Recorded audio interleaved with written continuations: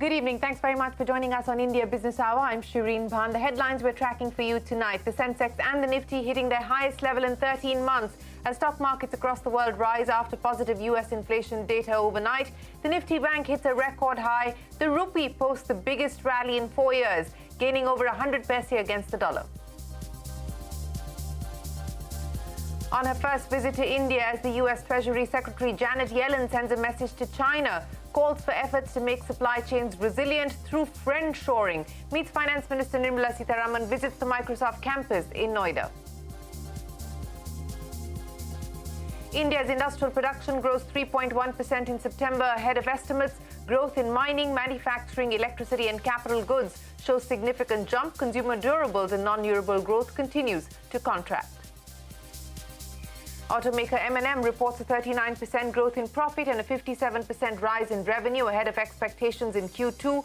Z Entertainment reports a 58% decline in profit due to a one-time exceptional hit, even as revenue rises 2.5%. Reliance, the Adani Group, Capri Global, OP Jindal are among the 13 suitors for future retail. Banks will hold a committee of creditors meeting over the next few days to discuss binding bids. The Supreme Court asked the government to reconsider an additional 10% levy imposed on Vedanta's percentage of revenues from the Rajasthan Barmer oil field. Vedanta proposes to double output if the government withdraws the levy. The government defends the levy and the apex court calls for a decision to be taken in 6 weeks. The Supreme Court fumes at the centre, says keeping collegium recommendations on hold is unacceptable, issues a notice to the Union Law Secretary seeking reasons for the delay. The Supreme Court observes the centre is neither approving names nor communicating reasons for withholding approval. Top executives continue to walk out of Twitter, and Elon Musk hints at a potential bankruptcy as his ownership of the company enters week 3. Fake Twitter accounts flock to get a blue check mark, creating chaos for several companies, brands and individuals. SoftBank's Vision Fund, which invests heavily in tech stocks, reports a $7 billion quarterly loss. But a stake sale in its crown jewel Alibaba helped SoftBank at the group level swing back to profit for the first time in 3 quarters. Russia claims its troop withdrawal from Ukraine's Kherson is complete. Ukraine's foreign minister calls it another victory, and Ukrainian troops appear to have reached the city center.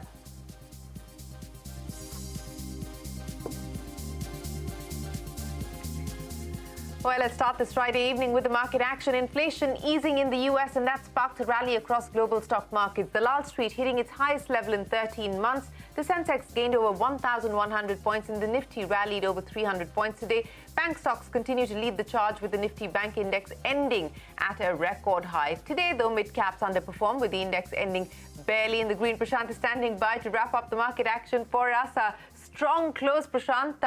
Clearly, markets rejoicing on the back of that inflation print that came in overnight from the US. Big outsized moves overnight, and the market here responded. The Nifty started with a big gap. It accumulated gains through the course of the day and actually ended at the high point. The Bank Nifty, not so much. It ended higher, but in the middle of the high and the low point today. Broader markets at the margin did not participate as much. They were flat to slightly higher. HDFC and HDFC Bank, by the way, were responsible for 50% of the Nifty gain. So that is outsized contribution. And then you had technology, both large cap and broader tech names, which did very well. Even new age companies, recently listed digital companies did very well. Yields, remember, in the US have crashed. And they're a big driver for some of these companies which don't make a profit now, but perhaps will in the future. So the likes of Zomato, PB Fintech, etc. did well. In the broader market, more gainers than losers. So Cochin Shipyard, All Cargo, Newland, Godfrey. Some of these, of course, are continuing gains from earlier in the week. Autos were under pressure. So you had Eicher, Hero and Mahindra, which lost quite a bit. Broader market pressure coming through, again, largely earnings related. So Indian Hotels, GNFC, Campus lost sharply from recent highs. Container Corporation, Chambal, Fluorochem, a few others as well. All in all, I mean, nothing really to complain.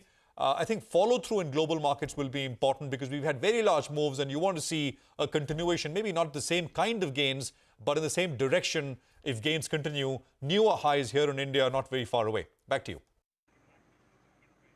Prashant, many thanks for joining us. Well, speaking of very large moves, it wasn't just the stock markets. We saw the same in the currency market as well, where the Indian rupee posted its biggest intraday gain against the dollar in 4 years. $1 now costs nearly 81 rupees. Other Asian currencies also rallied against the dollar. Lata standing by to take us to the money market action. 80.79, that's the dollar rupee, Lata.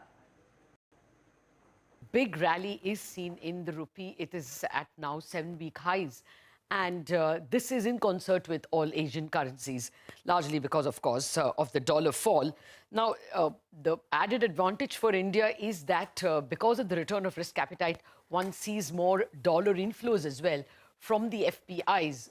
But it's possible that in this leg, the Indian rupee may underperform the Asian currencies like the Korean won.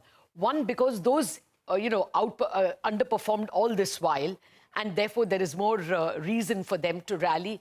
Also, they are more dovetailed to the rise in the US economy. And that's why the rupee is also seen as a safe harbor. And therefore, at a time when all currencies are rallying, we may rally a little less. The chances in the immediate run are that exporters will panic because your 83 is nowhere around the corner and they may come in and sell. So a bit of overshoot all the way towards 80 is expected. Where the Reserve Bank comes in is what the market would be most interested. The last time the Reserve Bank bought was at 78.50. So we will have to see when they draw the line in the sand. After all, they will also want to refurbish their reserves. A quick word on bonds as well. 10 basis point fall, and why not? The bond yields in the US have fallen by almost 35 basis points, and therefore a sentimental fall in Indian yields is also expected. So now the bond prices are also at 7-week highs. But here again, there are auctions, and there are auctions coming. Fertilizer deficits are high. So perhaps the rally will be limited, but a rally nevertheless. All right, Lata, that's a strong close for the rupee. But even as stock markets and the currency markets rally today, all major cryptocurrencies trading in the red as investors continue to be nervous. On a weekly basis, Bitcoin is down by nearly 18%, Ethereum down by over 21%, Binance, Ripple, Cardano, and some of the other cryptocurrencies have declined by more than 10% just this week. So the crypto crash continues. In key macroeconomic data, India's industrial output has surpassed expectations in September. IP growth coming in at just above 3% compared to a CNBC-TV18 poll, which had predicted a growth rate of 2.3%, while the growth in mining, manufacturing, electricity and capital goods has seen a significant jump. The growth in consumer durables and non-durables continues to contract. Key earnings, the auto major Mahindra & Mahindra reporting a 57% year-on-year jump in revenue for Q2. The automaker's profits rose by over 38%, while EBITDA grew by 50%. The margin number saw a 50 basis point decline, coming in at 12% versus 12.5% last year. Zee Entertainment reporting a 58% decline in profit for Q2 due to a one-time exceptional hit. This comes even as revenues rise 2.5%, with margins and EBITDA beating street expectations. U.S. Treasury Secretary Janet Yellen is in India on her first visit as secretary. India and the U.S. have signed a joint statement on the 9th India-U.S. Economic and Financial Partnership. Yellen's India visit comes just a few days ahead of India taking up the presidency of the G20. After visiting Microsoft facility in Noida, Yellen met Finance Minister Nirmala Sitharaman in Delhi. Speaking after their meeting, Finance Minister Sitharaman said that the India-U.S. partnership will facilitate a policy stance to address the ongoing global economic challenges. Our meeting today will lend greater vigor to our economic relationship, strengthen business-to-business links, and facilitate coordinated policy stance to address the pressing global economic challenges. The 9th meeting of the EEFP is also being held against the backdrop of India preparing to assume the G20 presidency. At a time when the United States is focused on countering the economic consequences of the Ukraine-Russia war and China's dominance over supply chains, the country's Treasury Secretary Janet Yellen made an important visit to India. Yellen started her day with a 90-minute visit to Microsoft's India headquarters, interacting with industry leaders and software engineers. In her remarks to the press, she lashed out at President Putin and said that stopping the war would be the best thing for the global economy. Take Russian energy exports. Russia has long presented itself as a reliable energy partner. But for the better part of this year, Putin has weaponized Russia's natural gas supply against the people of Europe. It's an example of how malicious actors can use their market positions to try to gain geopolitical leverage or disrupt. The Treasury Secretary referred to friendshoring 6 times in her 20-minute speech, outlining the US strategy to secure supply chains and diversifying them beyond China.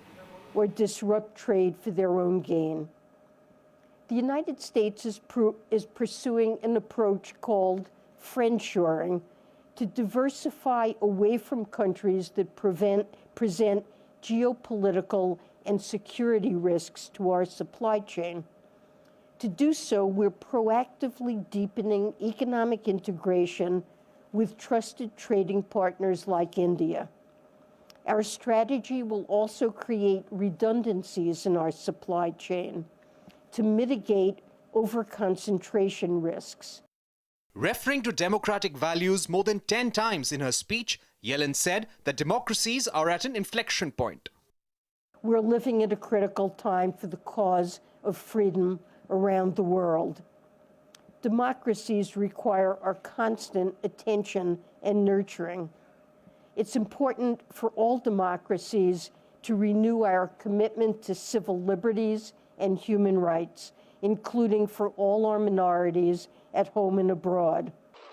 Yellen highlighted that US will work closely with India in the G20 for meaningful debt relief, addressing the climate crisis, making cross-border payments cheaper, and reducing frictions to the flow of data.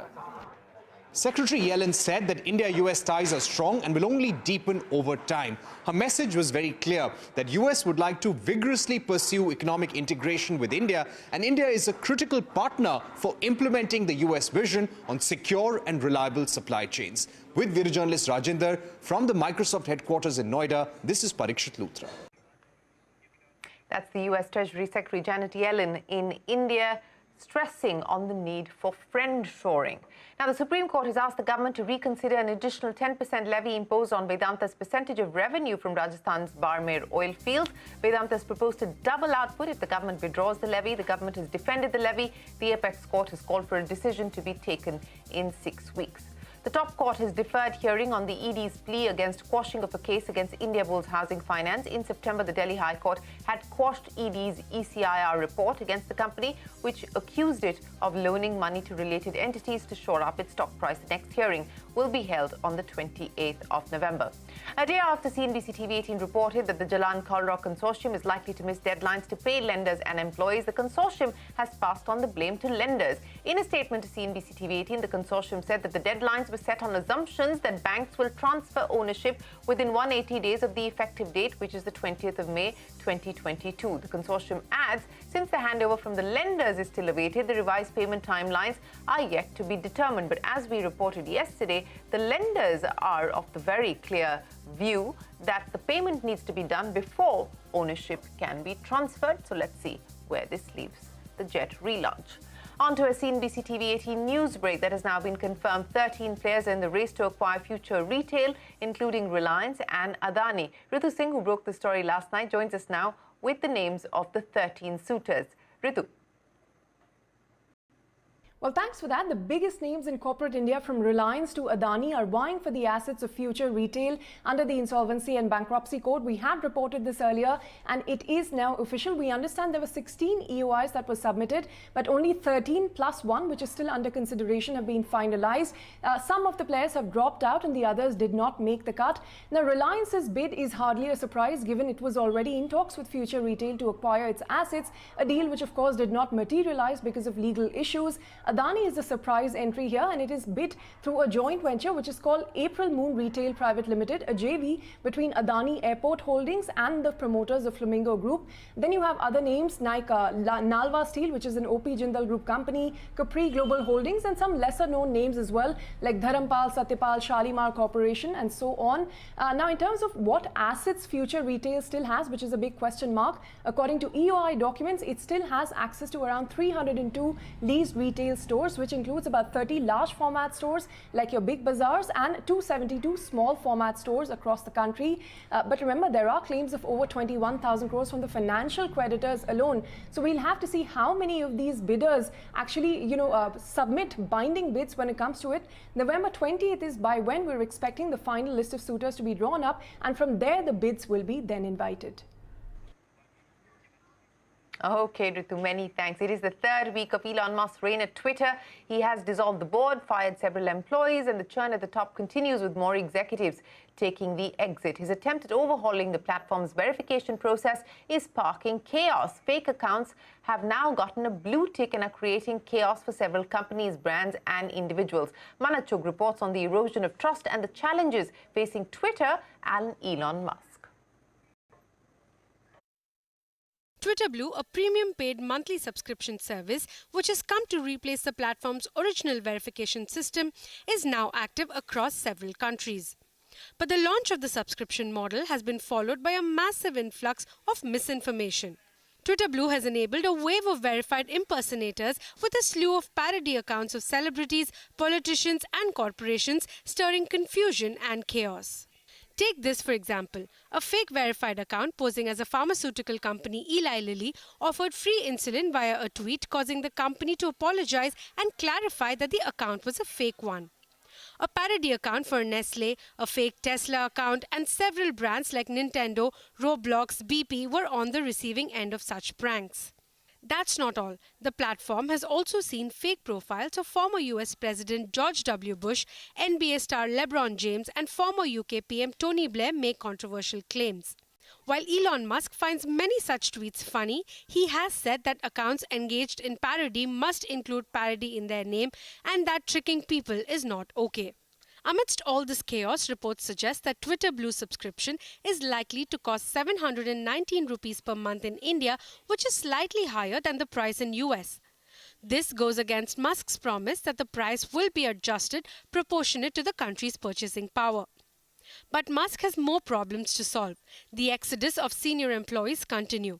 The US Federal Trade Commission has said that it is watching Twitter with deep concern as the resignations put Twitter at risk of violating regulatory orders. The FTC has warned that Elon Musk is not above the law. In his first company-wide address since taking on the role of Twitter's new boss, Elon Musk has reportedly raised the possibility of bankruptcy if Twitter does not start generating cash soon enough. Scrapping Twitter's work-from-home policy and asking employees to brace for 80-hour work weeks, Musk has said that the organization would not be able to survive the upcoming economic downturn if it fails to boost subscription revenue to offset the decline in advertising income. But with advertisers spooked, bankruptcy fears looming large, resignations and a debt of $13 billion, erosion of trust in Twitter appears to be Musk's biggest problem. In Mumbai with Manat Chugh, Shilpa Ranipeta. And according to latest reports, few Twitter users are complaining that the option to sign up for the new $8 subscription has disappeared on iOS just days after it was launched. So the chaos continues. SoftBank Group is back in the black after 3 quarters, a profit of more than $21 billion, as gains from the sale of its stake in Chinese e-commerce company Alibaba Group offset the losses that it incurred at its Vision Fund investments. Arabil Gumed gets us the details. SoftBank reported a 129 billion yen net loss in the first half of the year, but it did swing to a quarterly profit for the first time in 3 quarters. The Japanese tech group saw a decline in its tech portfolio, with losses at its key unit, the Vision Fund, totaling 1.4 trillion yen in the second quarter. Now, CEO Masayoshi Son told investors this morning that the company's Vision Fund was not the only one that suffered major losses. Regardless of public securities or private securities, almost all the investments that we have made is not showing a good performance. Our Vision Fund suffered, but not only us, investors around the world is also seeing the same situation because of the damage of the equity market. Well, that's SoftBank's numbers. Time for us to head to a break. But up next, it's been more than 10 days since a suspension bridge in Gujarat's Morbi collapsed. We still don't have answers to what led to that horrific tragedy. A special report when we return.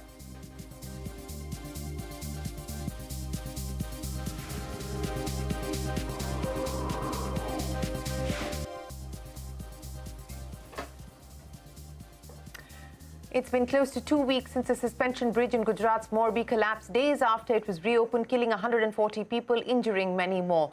Few people have been arrested so far, but the top brass of the Oriva group, which was responsible for the redevelopment of the bridge, still on the run. Abhishek Dattaroy reports on the status of the investigation and the fact that questions continue to remain unanswered. It's been 12 days since the tragic hanging bridge collapsed at Morbi in Gujarat that claimed the lives of 141 people, including children. The promoters of the Oriva Group, the entity responsible for the repair and redevelopment of the bridge, are yet to be booked despite several discrepancies that have come to light. 9 people have been arrested so far. These include a manager, a ticket-issuing clerk, security guards. 4 of these people worked for the Oriva Group. However, none of the top brass from the Oriva Group have been nabbed yet. The promoters have not even been named in the FIR. The FIR only targets the agency responsible without explicitly naming Ajanta Manufacturing or the parent company Oriva. A probe has revealed that the bridge was reopened for visitors on the 26th of October. The Morbi civic body claims they did not receive any renovation details for a quality check. No fitness certificate was issued either. Curiously, Jaisukh Patel, the managing director of Oriva, during the reopening of the bridge, claimed that they had spent 2 crore rupees on the repair work and promised that it will be safe. All of this in public. Nothing will happen to this bridge for at least 8 to 10 years. The bridge collapsed less than 5 days later. Jaisukh Patel, who's been on the run ever since the bridge collapse, is a member of the Patidar community, an influential vote bank in Gujarat. Now for the discrepancies. A Times of India report claims that the company spent only 12 lakh rupees of the allocated 2 crore rupees on the project. A CNBC-TV18 analysis also reveals that Ajanta Manufacturing, the company which was handed over the 15-year contract, has reported no free cash flow since at least 2016. The contract also maintained that ticket prices be kept at 15 rupees per adult and 10 rupees per child below 12 years during FY23 and be increased by 2 rupees per year for the next 6 years. But the tickets sold on that fateful evening of 30th of October were priced at 17 rupees per adult and 12 rupees per child.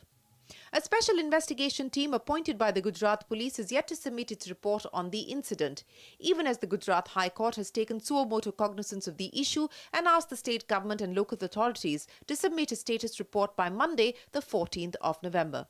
In Mumbai with Abhishek Dattaroy, this is Shireen Bhan. China has begun to ease its stringent zero-COVID policy. This includes lesser quarantine time for inbound travellers. International travellers will now have to spend a total of 8 days in quarantine instead of 10. This also includes 5 days in state isolation centre and 3 days at home. Russia claims its troop withdrawal from Ukraine's Kherson is complete. Ukraine's foreign minister has called it another victory, and Ukrainian troops appear to have reached the city centre of Kherson. And before we wrap, billionaire Hinduja brothers have called a truce on their bitter family feud. According to a Bloomberg report, the brothers have agreed to halt reams of litigation across Europe. That battle ended after lawyers for Gopichand Hinduja said that the family has agreed to effectively tear up the arrangement signed in 2014, which led to the feud in first place. With that, it is time for us to wrap up this edition of India Business Hour. Thanks very much for watching. Do stay tuned. The news continues here on CNBC-TV18. Have a great weekend.